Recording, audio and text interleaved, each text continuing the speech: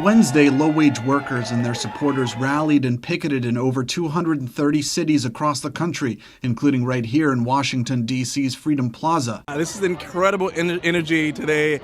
This is the largest mobilization probably in the history of the labor movement. Wages have been stagnant since 1968. It's been far too long for us to get back on the right page so we can respect people. Protesters are using tax day as a way to tell corporations that it's grossly unjust for them to receive lavish tax breaks and tax subsidies while the rest of the country stagnates.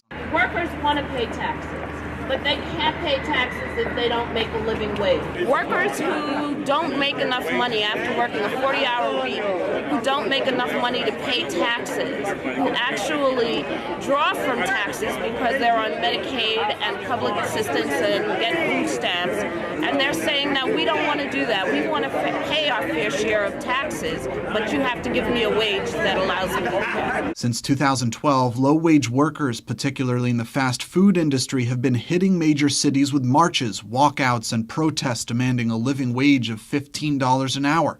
They also want better working conditions and the right to unionize. But protesters occupy all sectors, from airport workers to adjunct professors to students. Today, it was the community of home care workers that came out to fight for 15. On a daily basis, we have to deal with people's families, and we have to deal with people one-on-one, taking care of them. $15 give you $30,000 a year.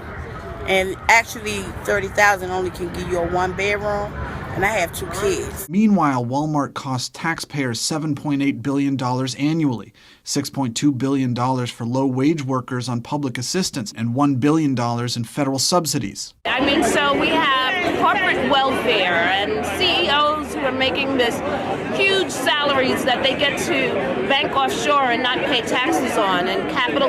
You know, they have worked out so many ways that they don't have to pay taxes, and yet workers in America, I pay my fair share of taxes. I think somebody making millions of dollars should pay their fair share of taxes, and these workers want to pay their fair share of taxes, but to do that they have to get a living wage. For The Real News, Thomas Hedges, Washington.